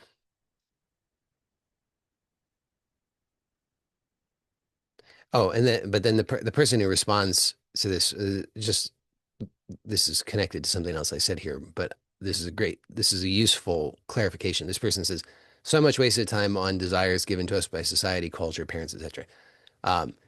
And then they say just keep writing each day, the false desires will fall away, and if you let yourself freely write, your true desires will surface. Yes. So this is a great clarification because yes, that's what I meant by it. If you can resolve it in your imagination, all the better because it's just more efficient that way. So you have desires that were borrowed desire, what I call borrowed desires. That's what this person refers to as desires given by society, culture, parents, etc. So those are the ones that are most typically easiest to resolve in your imagination because when if you think, oh, I want to be a doctor, I want to be a doctor, I want to be a lawyer, I want to be a lawyer. Uh, but when you really play that out in your imagination, you realize, gee, I don't really think I actually want that. That's helpful because when you play it out and you realize, oh, that's not it, I don't even want that, then that just is pointing to it wasn't really your desire. It was just something you borrowed from, your parents probably. Your parents probably said, "Oh, you should be a lawyer. We make us proud. We need you to be a lawyer." And so you took that on. Uh, but when you actually play that out in your imagination or externally, either way, you would eventually come to the conclusion, this is not satisfying for me. Well, yeah, because you didn't want it. But if you can resolve that in your imagination, that's more efficient than having to go to law school and get and pass the bar and all the things. So, far less debt as well if you can just do that in your imagination. So that's why, just doing things in your imagination is really useful. And this person's further clarification about the value of writing each day. I mean, obviously I agree. So that's another one of the things is if as you going through that exercise, what do I really want each day? It's an exercise in your imagination. So you're you can't have a thought about something without imagining it. So if you think about what it would be like to be a lawyer, in order to even have that thought, I mean, the if you were able to understand what I just said, that means that you imagined yourself as a lawyer. And so you played that out in your imagination, and either you concluded, that's not for me, or you're like, oh, maybe that is for me. So if it's really clear, oh, there's nothing there for me. There's no charge at all. Great. Now you have that clarity. Lawyer's not for you. But if there's something there and you're like, ooh, I don't know, there's something I get a kind of a thrill out of that or something, then okay, so keep exploring that and find out. And uh maybe you can resolve that in your imagination or maybe not. And if you can't resolve it in your imagination, then you take the outer actions. Eventually, every desire is eventually fulfilled one way or another. I mean, it's sort of like that uh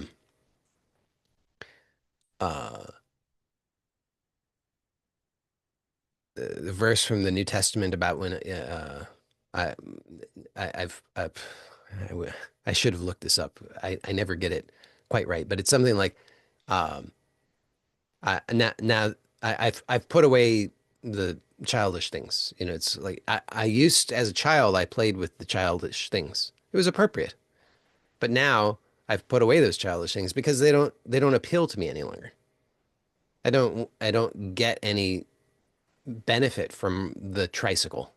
I don't get any benefit from the, whatever the string toy or whatever. I don't, it doesn't do it for me anymore. It did at one point, but it doesn't now.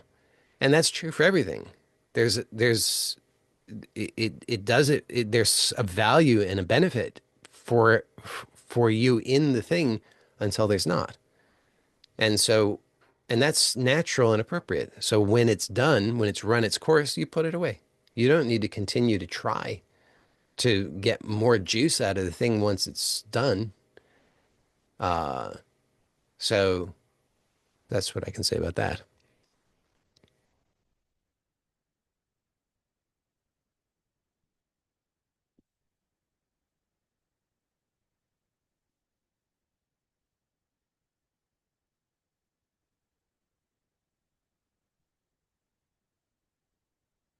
Okay. So this person says, I've been focusing my attention on my intention, narrowed down to three core desires. At times they feel inevitable, but sometimes it feels very far-fetched, no movement. I tend to have this habit of checking the outside for signs that indicate progress. I came across a video where you said the outside is old news. I'm wondering what I should be doing in transit while I'm building up my breath awareness practice. I'm unable to find direct action I can take, especially in the context of building relationships with specific people. Any suggestions? Uh,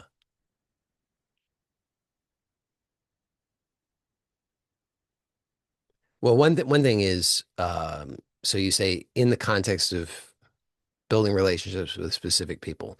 So I'm not sure if um, that's if building relationships with specific people is part of one or more of your three core desires. If it is, then I uh,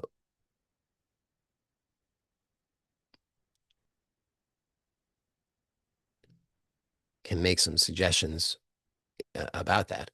Uh, so number one is so if it's a relationship that you already have established, so if it's your relationship with your mother or your father or your spouse or your children or something like that, um, then and you're wanting improvement in that relationship. So there's something about that relationship that's not optimal for you, and your desire is to improve that quality of relationship in some way. Uh, then that's great. And you can uh, notice what it is that you are doing within yourself that is producing the experience that you don't want and how you could shift that. So, if, for example, you have conflict with your father, uh, and you're wanting to have experience more harmony and peace in that relationship, then you could notice, well, the experience of conflict is actually there's an external manifestation of that, but what you're actually experiencing is inside of you. You're not experiencing the external thing. What you're experiencing as problematic or non-optimal is something that's internal within you. It's an internal experience, and that's therefore it's an internal process. There's a way that you're producing that. So you can just focus on that. Just focus on in your imagination, go through, you imagine those situations, those scenarios in which you experience the non-optimal thing, and notice how do you do that within yourself? Because usually the habit is to focus on the externals. Oh, this person does this. I don't like that. If they would change whatever. Or even your own behavior. You say, "Oh, I'm such a terrible human being. I can't believe that I react in these ways." So, once I change, once I start behaving differently, then things will improve. But those are it's still an external focus. Instead, notice what are you doing inside? So, at some point you're fine, and then there's something that some event that triggers you to begin an internal process that starts to generate this problem, what you don't like, what you don't want. And so now the triggering event is fundamentally neutral, but internally you begin a process, and that's where you can focus is on that internal process. So that's one thing. Another, if it happens, if you say, now, if this is relationships with specific people who you don't perceive that you have a relationship with presently, in other words, these are people you know or or know of, and you would like to establish relationships with them, then um, I my suggestion is to focus on rather than the specific people, because this is then imposed. It gets tricky because if you don't already have a relationship with somebody and you're wanting the relationship with that specific person, then you're kind of imposing your will. And so I recommend against that because it just becomes difficult, unnecessarily difficult, because what you're actually wanting is again, it's an internal experience. You're wanting a particular kind of experience within yourself, and you just imagine that that has to do with this other person. You're imagining, oh, this other person, if, if only, if they would have this kind of interest in me, then that would be so wonderful, and then I could be happy.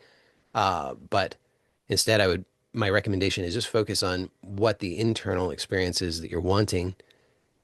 And you can imagine having that experience in relation with another person. But if you don't already have an established relationship with the person, I would recommend keeping that open in your mind that it's not a specific person, but it's just in the context of a relationship with a person. But the focus is what it is that you're wanting internally. Um, so those are just some things that I thought of in response to that comment that you made there about in because you said context of building relationships with specific people. Um, Now, in terms of the habit of looking for the signs that indicate progress, it is true what you made reference to about how the outside is old news. I mean, it's the past. What you see on the outside is a reflection of your what you've been holding in consciousness prior to now. So uh, that can be useful information in terms of feedback to reflect back to you what it is that you've been holding in consciousness so that you can become more aware of that. And that can allow you then to start to produce the changes that you want. But it's not useful to look to the outside for confirmation of what it is that you're creating on the inside because it's just because you're looking to the past in that case, but that's not going to help you. Um, certainly you will start to see confirmation, but the paradox is it happens when you no longer need it because you're not looking outside. Uh, so you are so it's my recommendation is the same as what I was mentioning in the other context earlier is keep the keep the focus on what it is that you're wanting within yourself because all experience is taking place within you. The habit is to project it outside, to imagine that it's context or condition specific. To imagine, I want what I want is to have the money. What I want is for this person to treat me this way or to have this interest in me. What I want is to look a certain way when I see myself in the mirror or whatever it is. And that's putting the cart before the horse because what you actually want is is the internal experience. And those are just the things that you presently those are the stories you associate with that experience. But that internal experience is actually what causes the external reflections uh, rather than the external reflections causing the internal experience. So you don't have to wait for anything on the outside. I don't ever recommend waiting for anything on the outside. Don't wait at all. All manifestation is instantaneous.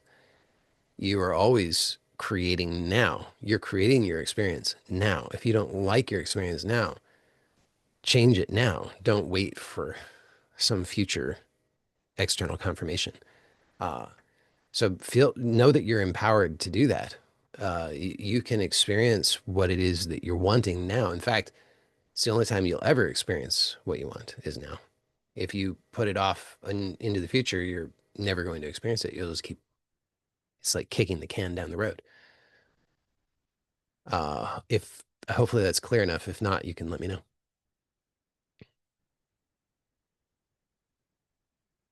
Somebody says, what type of thoughts should we be actively having throughout the day along with this active relaxation? Well, I don't think you should have any thoughts. Uh, I recommend being aware of the thoughts and questioning any thoughts that uh, seem to be contributing to what you don't want. So thoughts are not really. Uh, I think that the feeling is more important than the thought. Not that the thought is unimportant, but if you focus primarily on the thought and you're just trying to control the thoughts, then usually what happens is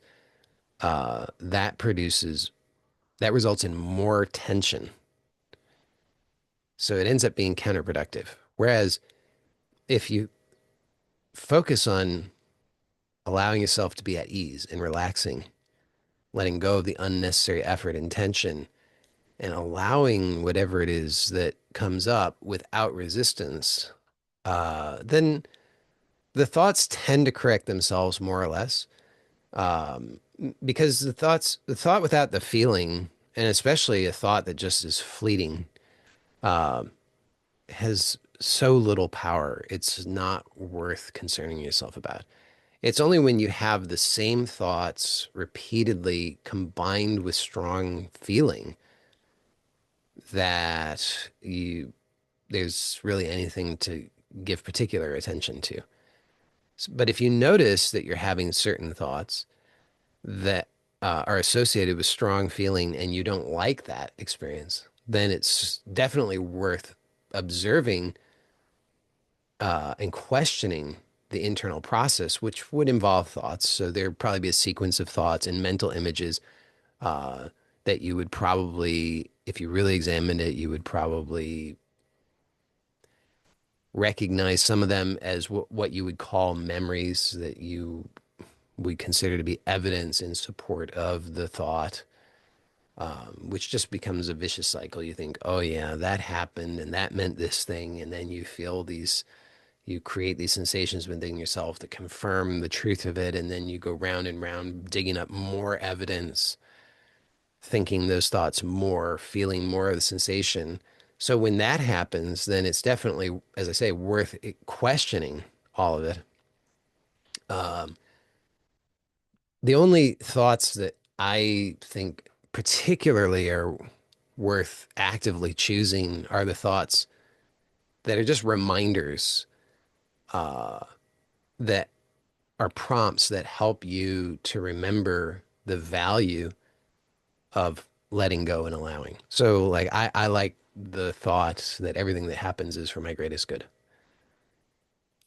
I don't know that that's true in an absolute sense. I don't even care whether it's true in an absolute sense. It's just a prompt that's useful. Uh, so thoughts that are useful prompts, I think, are obviously useful to work with, but I would hold them all lightly.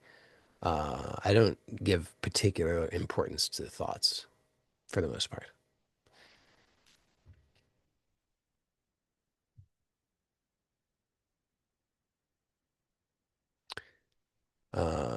So this person says, we just write down on paper what I want and whatever comes to mind, any kind of desire. Example, I want this thing, that thing, and do this every day. Yeah, that's it.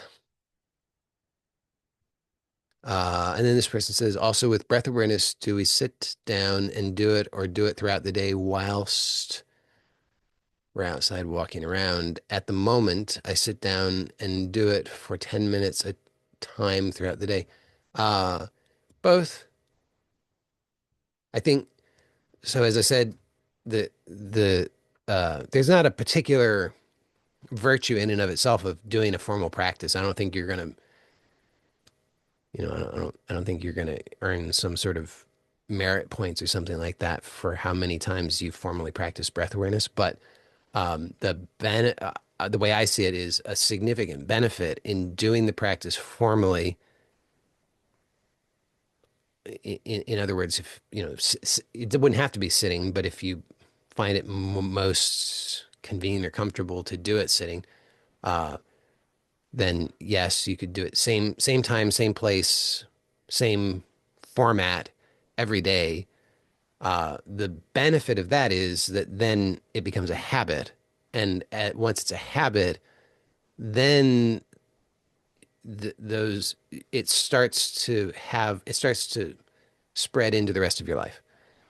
So that's just harder to do if you don't make it a formal practice. It doesn't have to be a formal practice. It's just that one of the significant benefits of a formal practice is it is easier then to establish that as a habit, which then will make it easier for those benefits to spread to the rest of your life. But the aim is really for it to be a constant in your life, not as something that you're trying to do, but just as something that's there for you, that it's supporting you as an automatic thing, that you're just aware of yourself, not because you should be, not because you're trying to be, but just because you are. Uh, so whatever way works for you. But I do think it's easiest in general to establish a habit doing the same ritual, same place, same time every day. Your mileage may vary.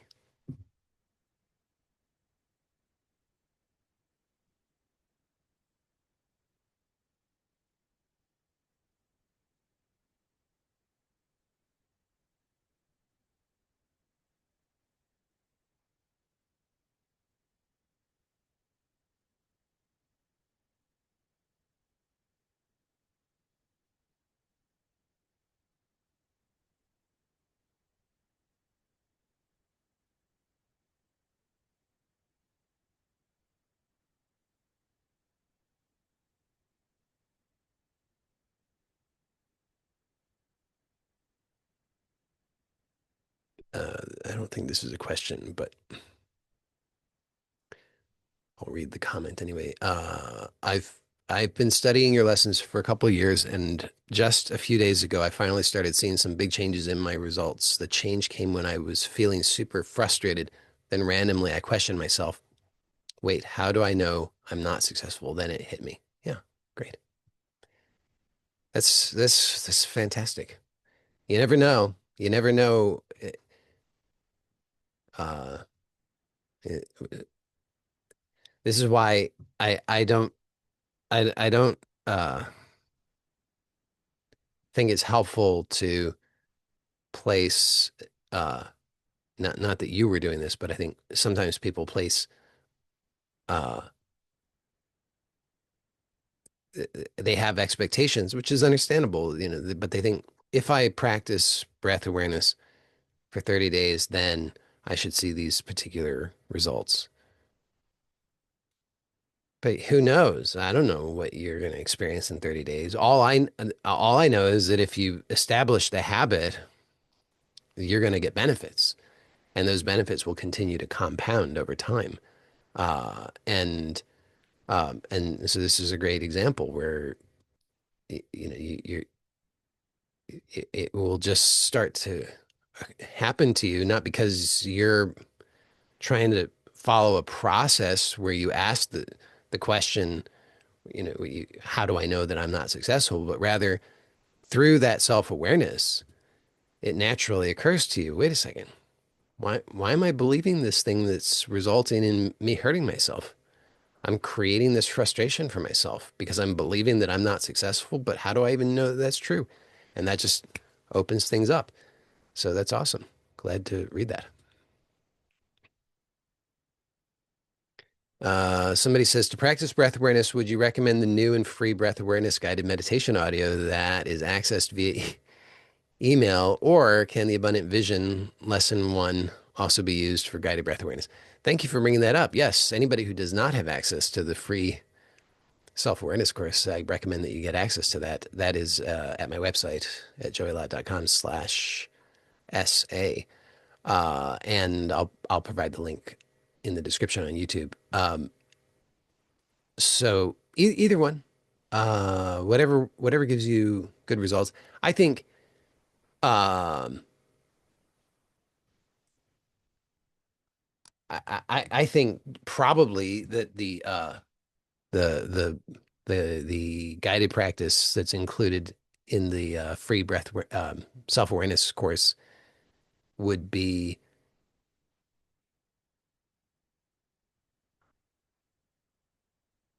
better in most cases, um, because that's really more focused on self-awareness.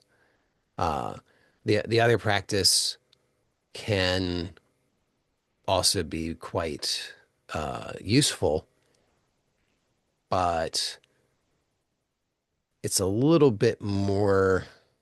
Uh, well, it's significantly more uh, directed. So I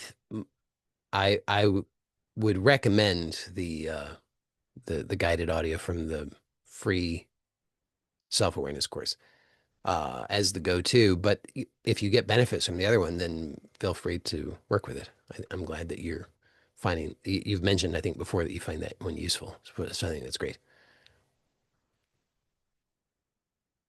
Somebody says, does concentrating on the breath mean focusing on the actual breath coming in and going out alone because I get distracted by the actions of my diaphragm, etc., and find myself focusing on that too? Or do I focus on the whole of the experience with all its perceived parts? Or is this the very point of the experience and it is just what it is? So I'm to simply observe what it strikes me to observe. I can't believe how I'm finding or making something that sounds so simple, so complex. Well, no, it's a great question. So my suggestion is to notice uh,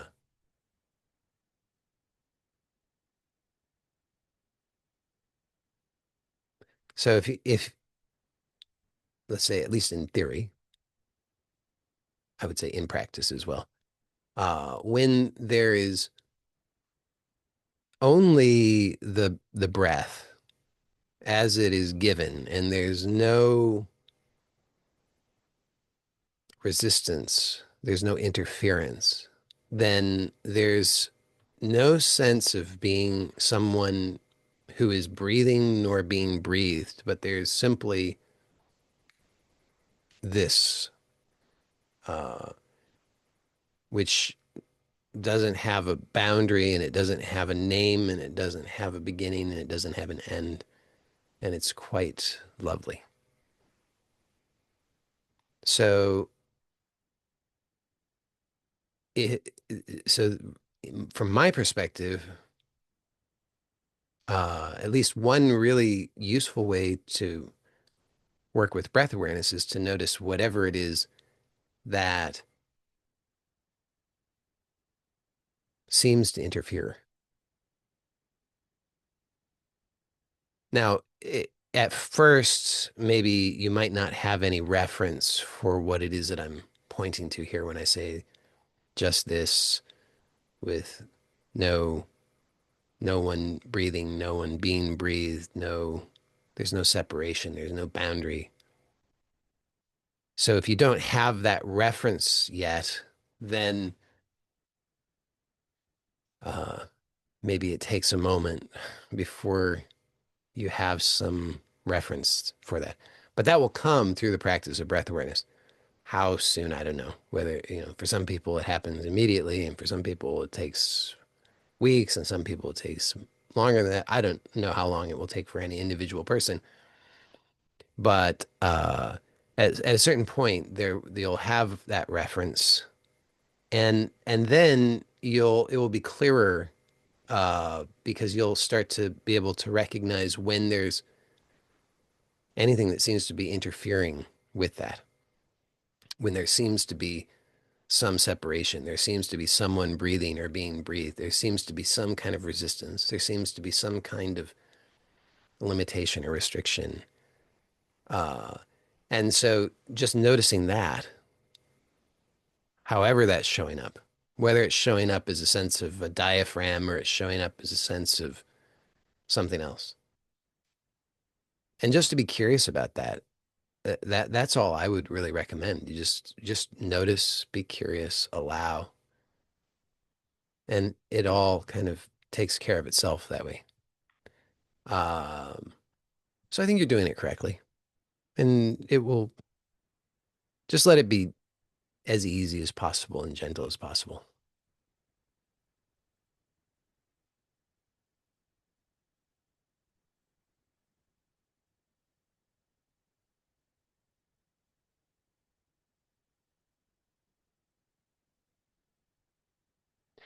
Somebody says, but we should be putting our attention on what we do want. Yeah, I mean, maybe there seems to be a contradiction there, and uh, that contradiction will. So it it's one of those things where uh, on the surface there might seem to be contradiction, but if you can allow yourself to hold, allow for those contradictions, uh, it will open things up for you. So yes, put your attention on what you want. And the other things that I've suggested, if they seem to be in contradiction with that, they're also useful. So uh, maybe you could allow yourself to be curious about how there's not actually a contradiction in what seems to be a contradiction. That might be a helpful way to approach it. This person says, if I've written down for more than a month every day, what do I really want? And what seemed to come up is both unconditional peace and a desire for more money slash income. What should I focus on? It seems to me that unconditional peace might indeed be really it and would resolve the other desire. But if so, why would money keep coming up? Well, why not both? See, maybe what you want is money, which is which you experience uh, as unconditional peace.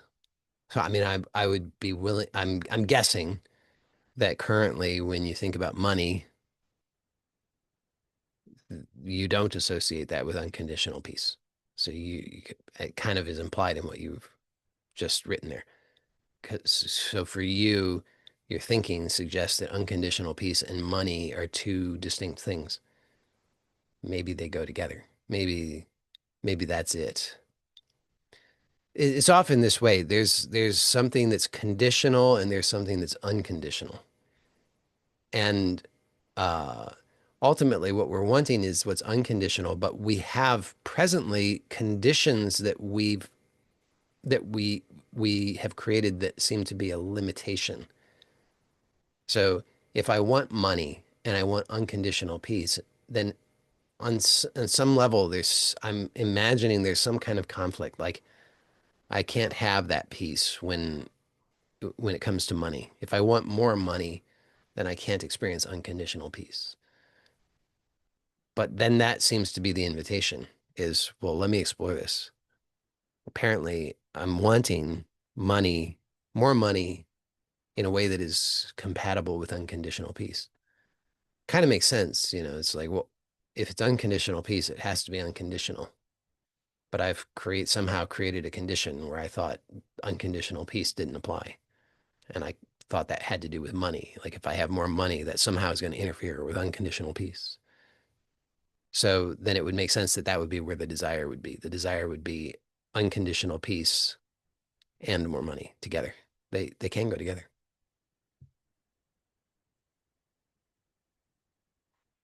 All right. Seems like that's all for today. So thanks to all of you. Blessings to you all. Take care. Bye for now.